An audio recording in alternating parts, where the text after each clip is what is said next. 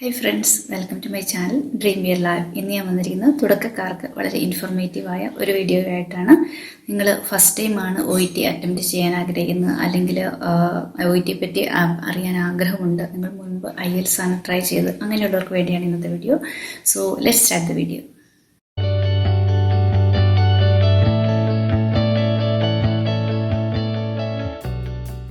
നമുക്ക് OET എക്സാമിന് 4 modules ആണുള്ളത്. Listening, reading, writing and speaking. ഈ ഒരു ഓർഡറിൽ തന്നെയാണ് എക്സാം നടക്കുന്നത്. ഒന്നുകിൽ നമുക്ക് ലിസണിങ്, റീഡിങ്, റൈറ്റിംഗ് എപ്പോഴും ഒന്നിച്ചായിരിക്കും. അത് കഴിഞ്ഞ് സ്പീക്കിംഗ് ചിലർക്ക് ഒന്നിച്ച് കിട്ടും, അല്ലെങ്കിൽ കുറച്ച് ടൈം കഴിഞ്ഞ് അവരതിന് ടൈം പറയും. അല്ലെങ്കിൽ സ്പീക്കിംഗ് എക്സാം ചിലർക്കൊക്കെ വേറെ ദിവസം നടന്ന് കാണാറുണ്ട്. യൂഷ്വലി നടക്കുന്നത് ലിസണിങ്, റീഡിംഗ്, റൈറ്റിംഗ് ഒന്നിച്ചായിരിക്കും എപ്പോഴും, അതിന് മാറ്റമില്ല. പിന്നീട് സ്പീക്കിംഗ്, അത് നിങ്ങൾ മനസ്സിലാക്കുക ആദ്യം. ഇനി നമുക്ക് ലിസണിങ്ങിനെ പറ്റി പറയാം. ലിസണിങ്ങിൽ നമുക്ക് ടോട്ടൽ 42 ക്വസ്റ്റ്യൻസ് ആണുള്ളത്. അതിൽ തന്നെ 3 പാർട്സ് ഉണ്ട്. Part A, part B and part C. Part A എന്ന് പറയുന്നത് 1 to 24 ക്വസ്റ്റ്യൻസ് ആണ്. അതിൽ തന്നെ 2 എക്സ്ട്രാക്ട്സ് ആയിട്ടാണ് പാർട്ട് എ വരുന്നത്. 1 to 12 ആൻഡ് 13 to 24. അങ്ങനെ 2 എക്സ്ട്രാക്ട്സ് ആണ് ലിസണിങ് പാർട്ട് എ വരുന്നത്. ലിസണിങ് പാർട്ട് എയിൽ നമ്മൾ റൈറ്റ് ചെയ്യുകയാണ് ചെയ്യേണ്ടത്. ഫിൽ ഇൻ ദ ബ്ലാങ്ക്സ് ആണ്. നമ്മൾ ഓഡിയോ കേട്ട് ആ ആൻസർ ആ ബ്ലാങ്കിൽ എവിടെയാണോ നമ്മുടെ ആ നമ്പർ കൊടുത്തിരിക്കുന്നത്, 1 2 3 നമ്പർ കൊടുത്തിരിക്കുന്നത്, ആ ബ്ലാങ്കിൽ നമ്മൾ ഓഡിയോ കേട്ട് ആൻസർ എഴുതുകയാണ് ചെയ്യുന്നത്. ലിസണിങ്ങിൽ നമ്മൾ മനസ്സിലാക്കേണ്ട മറ്റൊരു കാര്യം, നമുക്ക് ടെക്സ്റ്റ് ബുക്ക്ലെറ്റും ആൻസർ ബുക്ക്ലെറ്റും ഒന്നേ ഉള്ളൂ. നമുക്ക് ഒരു ബുക്ക്ലെറ്റ് തന്നെ ആയിരിക്കും നമ്മുടെ ഓഡിയോ പ്ലേ ചെയ്യുന്നത്. നമ്മൾ കേൾക്കുന്നു, ലിസൺ ചെയ്തുകൊണ്ട് നമ്മൾ എവിടെയാണോ ആ ബ്ലാങ്ക് വരുന്നത്, നമ്മുടെ ക്വസ്റ്റ്യൻ നമ്പർ 1 2 3 വരുന്നത്, അവിടെ നമ്മൾ ഓഡിയോ കേട്ട് ആൻസർ എഴുതുകയാണ് വേണ്ടത്. അങ്ങനെ part A 1 to 24 questions total നമ്മൾ ഓഡിയോ കേട്ട് റൈറ്റ് ചെയ്യുകയാണ് ചെയ്യുന്നത്. അടുത്തത് പാർട്ട് ബി. പാർട്ട് ബിയും പാർട്ട് സിയും നമ്മൾ ഓപ്ഷൻസ് ഷെയ്ഡ് ചെയ്യുകയാണ് ചെയ്യുന്നത്. അടുത്തത് listening part B. Listening part ബിയിൽ നമുക്ക് 6 ക്വസ്റ്റ്യൻസ് ആണുള്ളത്. Question number 25 to 30. നമ്മൾ ഇതിൽ ശ്രദ്ധിക്കേണ്ട കാര്യം, നമ്മൾ ലിസണിങ്ങിൽ ഓരോ ഓഡിയോ പ്ലേ ചെയ്യുന്നതിന് മുമ്പ് ഒരു ബീപ്പ് സൗണ്ട് കേൾക്കും. ആ ബീപ്പ് സൗണ്ടിന് ശേഷമായിരിക്കും ഓഡിയോ. പാർട്ട് എ ആണെങ്കിലും ബി ആണെങ്കിലും സി ആണെങ്കിലും ആ കാര്യം കൂടെ മനസ്സിലാക്കി വെക്കുക. അപ്പോൾ പാർട്ട് ബിയിൽ 25, ക്വസ്റ്റ്യൻ നമ്പർ 25 ആദ്യം ഒരു ഓഡിയോ പ്ലേ ചെയ്യും. പിന്നെ നമുക്ക് ആ ഓപ്ഷൻസ് 3 ഓപ്ഷൻസ് ആയിരിക്കും ഉണ്ടായിരിക്കുക, A B C. അതിൽ കറക്റ്റ് ഓപ്ഷൻ ഏതാണോ അത് ഷെയ്ഡ് ചെയ്യാണ് വേണ്ടത്. അപ്പോൾ നമ്മൾ ഓഡിയോ പ്ലേ ചെയ്യുന്നു, അപ്പോൾ ഓപ്ഷൻസ് കേൾക്കുന്നു, ഓപ്ഷൻസ് വായിക്കുന്നു, കറക്റ്റ് ആൻസർ ഷെയ്ഡ് ചെയ്യുന്നു. അടുത്തത് ക്വസ്റ്റ്യൻ നമ്പർ 26. വീണ്ടും ഓഡിയോ പ്ലേ ചെയ്യുന്നു, 3 ഓപ്ഷൻസ് നമ്മൾ വായിക്കുന്നു, ഓഡിയോയുടെ കൂടെ കേട്ട് ഓപ്ഷൻ ഏതാണെന്ന് കറക്റ്റ് സെലക്ട് ചെയ്യുന്നു. ആ ഒരു രീതിയിലാണ് പാർട്ട് ബി പോകുന്നത്. അതായത് 25 to 30 ഓരോ ക്വസ്റ്റ്യനും 6 ക്വസ്റ്റ്യനും സെപ്പറേറ്റ് ഓഡിയോ ക്ലിപ്പായിരിക്കും. ഓഡിയോ ക്ലിപ്പ്, 3 ഓപ്ഷൻസ്, നമുക്കത് സെലക്ട് ചെയ്ത് ആൻസർ ചെയ്യാം. വീണ്ടും അടുത്ത ഓഡിയോ. അപ്പോൾ നമുക്ക് ഏത് ക്വസ്റ്റ്യൻ ആണ്, ഒരു ക്വസ്റ്റ്യൻ അടുത്ത ക്വസ്റ്റ്യൻ പോകുന്നത് കറക്റ്റായിട്ട് മനസ്സിലാകും. അതൊരു ഓഡിയോ വിട്ടുവിട്ടായിരിക്കും. അതാണ് പാർട്ട് ബി. ലിസണിങ് പാർട്ട് ബിയെ പറ്റി മനസ്സിലാക്കേണ്ടത്. നെക്സ്റ്റ് ലിസണിങ് പാർട്ട് സി ആണ്. പാർട്ട് സിയിൽ നമുക്ക് 2 എക്സ്ട്രാക്ട്സ് ആണുള്ളത്. Question number 31 to 42 total questions. അതിൽ 31 to 36 ഒരു എക്സ്ട്രാക്ട്, 37 to 42 രണ്ടാമത്തെ എക്സ്ട്രാക്ട്. പാർട്ട് സിയിൽ നമ്മൾ മനസ്സിലാക്കേണ്ട കാര്യം, ഇത് പാർട്ട് ബിയെ പോലെ ഓരോ ഓഡിയോ ക്ലിപ്പായിട്ടല്ല, കണ്ടിന്യൂസ് ആയിട്ടായിരിക്കും പ്ലേ ചെയ്യുക. 31 to 36 ഒറ്റ ഓഡിയോ ആയിരിക്കും. അതിനു മുമ്പ് നമുക്ക് 90 സെക്കൻഡ്സ് റീഡിംഗ് ടൈം കിട്ടുന്നുണ്ട്.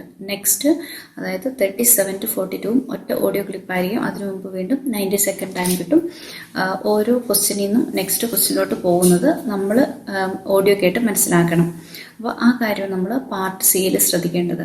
ഔട്ട് ഓഫ് 42 ക്വസ്റ്റ്യൻസ് നമുക്ക് 30 എബോവ് സ്കോർ ചെയ്താലേ നമുക്ക് നമ്മുടെ റിക്വയർഡ് സ്കോറായ ബി ഗ്രേഡിൽ എത്തുകയുള്ളൂ.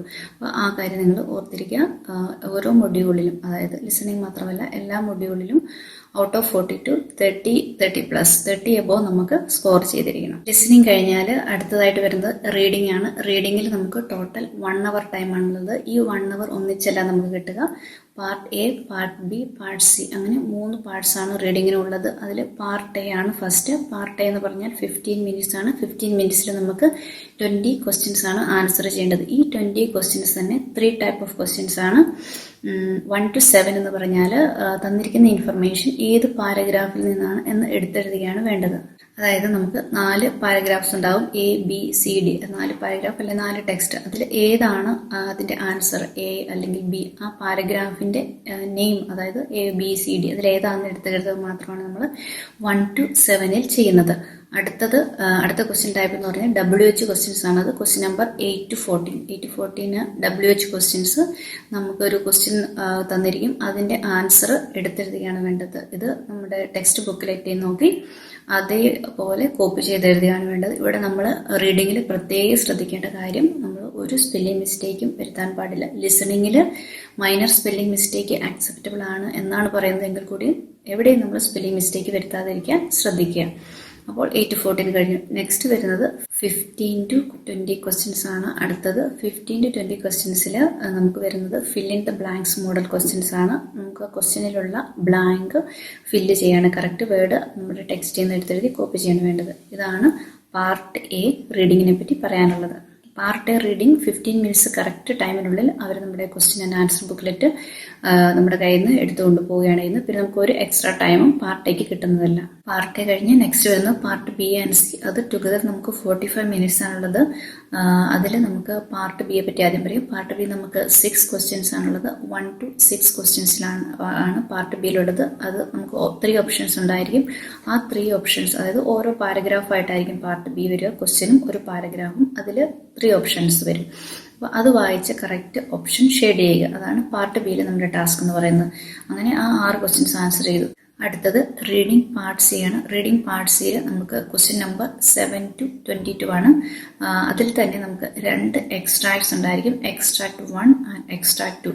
എക്സ്ട്രാക്ട് 1 എന്ന് പറയുന്നത് 7 to 14, അതായത് 8 ക്വസ്റ്റ്യൻസ് ആയിരിക്കും ഉണ്ടായിരിക്കുക. 7 to 14. അടുത്തത് 15 to 22 ആണ് നെക്സ്റ്റ് എക്സ്ട്രാക്ട്. ഈ ഓരോ എക്സ്ട്രാക്റ്റും എന്ന് പറഞ്ഞാൽ 7 to 8 പാരഗ്രാഫ്. സാധാരണ ഇതിലൊരു 8 പാരഗ്രാഫാണ് വരിക.